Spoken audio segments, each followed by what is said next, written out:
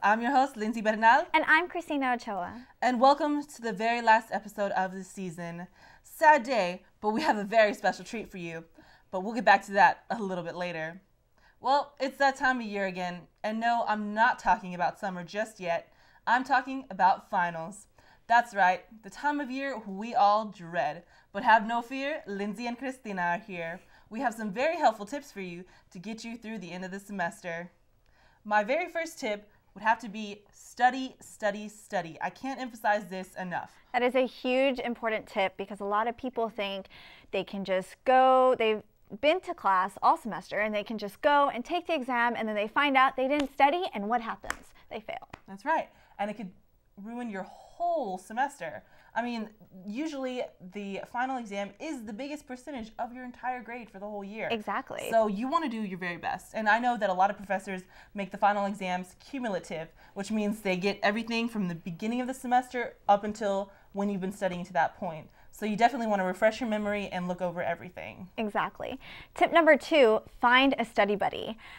From personal experience, I would say that study buddies and study groups are the way to go. Absolutely. Mm-hmm. This is my favorite tip because I always consider it a way, you know, if you have been nervous or shy to talk to some special cute guy in your class, right?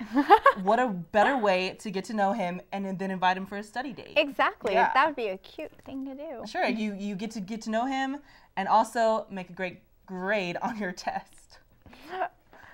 And tip number 3, don't wait until the night before. We are all guilty of this. Am I right? Sadly, we are. I don't think I am too much. Right. I do study when I have a final. I do study maybe a week or a couple of days before. Studying the night before is not the way to go. First off, you end up sleeping late, and then you wake up tired for your test, and you won't have a good, when you're doing your test, you won't be focused. So please do not study the night before. Yeah, and you can only take in so much information in such a little amount of time. And if you're going to try to cram in an entire semester into one night, it's just not going to happen. Not going to happen. So as much as we would love for that to happen, we're not all geniuses. We don't have photographic memories, but if you do, hey, more power to you. Tip number 4, take a break. I love taking breaks. I take 2-hour breaks. I study for 2 hours, take a 2-hour break, you know, watch my favorite show, do something fun, get online. Taking a break is very crucial. You always want to take a break. And even though you are going to take a break, you want to limit your breaks because there's a difference between taking a short break and getting a breather, relaxing your mind a little bit, and just completely stopping your studying time. That's true. You want to monitor that, but you also want to make sure that you do take the time to take those study breaks because it's going to relieve a lot of pressure on you and not make you so wired.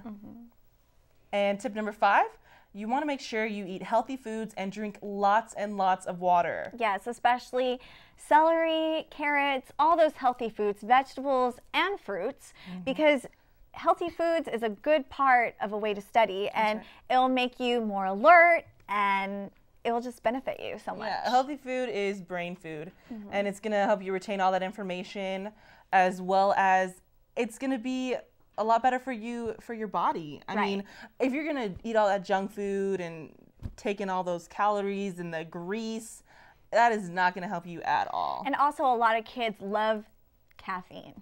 Caffeine, even though we love it and even though we're addicted to it, that is not the way to go. No. Drink some water, drink lots of it, keep hydrated. You do not want to be dehydrated on your 8 a.m. final. That's right. Water is the most natural drink energizer, for sure. And for our final tip, get some rest. You don't want to burn yourself out. You want to make sure that you've done all that you can do. When you feel comfortable, you definitely need to get to sleep at a reasonable time, for sure. I mean, if you're going to be staying up late, all that hard work that you've done studying is just going to go to waste. Exactly. So. Turn off your TV. Just relax. Listen to a little bit of music and just get some rest early so that you can have time to wake up and feel good going into your final. That's right. So those were our helpful tips to get you through the end of the semester final blues. And summer is around the corner. That's right. My favorite time of year. My favorite time of year too. Except that a lot of people don't use their summer wisely. That's right. So we would like to encourage all of you guys to take internships, get a job, and help benefit your career. Be proactive. Get out there, get your name out there. It's never too soon to get an internship with anyone that you want to be a part of. I mean, I know for us personally, we are in electronic media. We love television production. I mean, that's a chance for us to go to radio stations, television stations. If anything, I mean, help out around the studio. Even if you're not getting paid, that's experience and that's getting your name out there and getting to know people in the business. Exactly, and it will help benefit your career and you will get your name out there. So please, please, please get an internship or get a job. Just do something this summer so that you won't regret it when you're trying to get out into the job force. That's right. And now we're going to head over to Sara with the news. What's new, Sara? Thank you, ladies. According to the Statesman, federal investigators say they think a man arrested on child pornography charges filed himself abusing an underage girl at a Bastrop County nudist camp. David A. Dow, a 48-year-old computer programmer, was arrested in Jacksonville, Florida last week and is accused of producing a series of videos that have appeared in more than 100 internet child pornography investigations, according to a criminal complaint filed by federal investigators earlier this month. Investigators say they think the videos, known as the Tent series, were produced in 2000 at the Star Ranch nudist camp in McDade in Bastrop County. In January, investigators interviewed Dahl's ex-wife, Carrie Jenkins, who said Dahl and her began a relationship when she was 15 and he was 31, the complaint said. She became pregnant and her parents gave her permission for the two to marry in 1996. Before they divorced in 2002, Dahl would tell Jenkins she was too old for him now, the complaint said. Jenkins also identified Dahl as the man in the tent videos. Star Ranch officials declined the comment for the story, but said in a statement, "We applaud the authorities for their diligence and investigation of the case." The ranch's website describes it as 110 heavy wooded acres with over 2 shady miles of roads and walking trails of soft sandy soil, and as a family-oriented club dedicated to the nudist lifestyle. FBI spokesman Eric Viles said the investigation is ongoing. Authorities are working to extradite Dahl back to Texas, Viles said. In Bastrop County, Dahl faces a charge of aggravated sex assault of a child, a first-degree felony.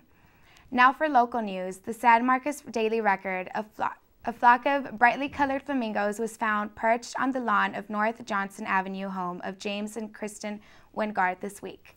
The plastic barred yard decorations were part of a fundraiser for San Marcos High School's Project Graduation, which annually hosts a drug and alcohol-free party for graduating seniors. Now for national news.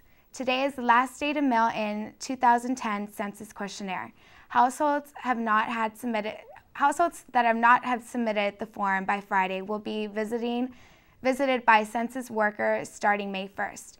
Only 62% of Texans have returned their census forms so far, Carrie A. Hort, president of the CEO and Better Business Bureau serving Central Coast and Southwest Texas, said. Approximately 700,000 census workers will visit homes door to door until July 10th. Please stay tuned after this important message. We'll return with entertainment.